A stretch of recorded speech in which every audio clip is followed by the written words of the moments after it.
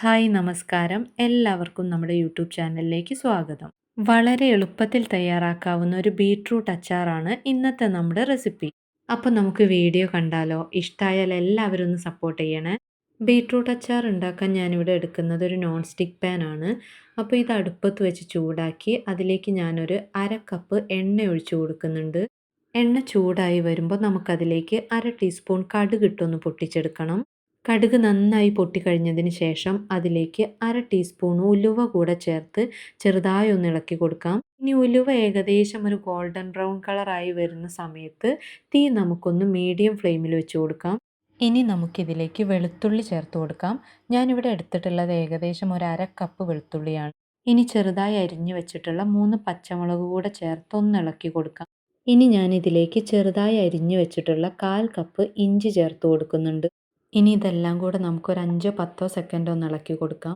ഇനി നമുക്കിത് 2 സെക്കൻഡ് ഒന്ന് മൂടി വെച്ച് വേവിച്ചെടുക്കാം. ഇനി നമുക്കിതിലേക്ക് നമ്മുടെ മെയിൻ ഇൻഗ്രീഡിയൻ്റ് ആയിട്ടുള്ള ബീട്രൂട്ട് ചേർത്ത് കൊടുക്കാം.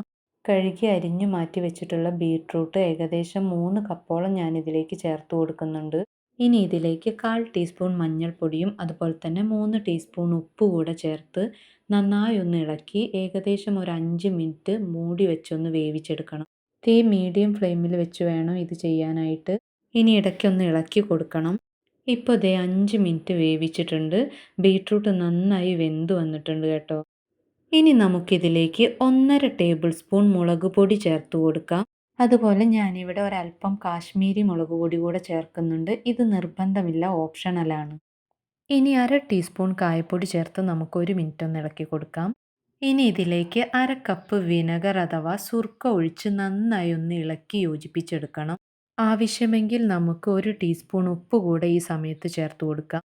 ഇനി ഇതിലേക്ക് 2 തണ്ട് കറിവേപ്പില കൂടെ ഇട്ട് നന്നായി ഒന്ന് ഇളക്കി കൊടുക്കാം. ഇനി നന്നായി ഒന്ന് ഇളക്കി യോജിപ്പിച്ചതിന് ശേഷം നമുക്ക് തീ ഓഫ് ചെയ്ത് കൊടുക്കാം.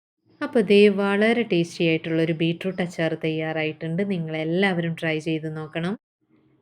വീഡിയോ ഇഷ്ടമായെങ്കിൽ നിങ്ങളുടെ അഭിപ്രായങ്ങൾ അറിയിക്കുക. നമ്മുടെ ചാനൽ ഒന്ന് സബ്സ്ക്രൈബ് ചെയ്യുക. അപ്പോൾ മറ്റൊരു വീഡിയോയിൽ പുതിയൊരു റെസിപ്പിയായിട്ട് കാണാം. Bye bye.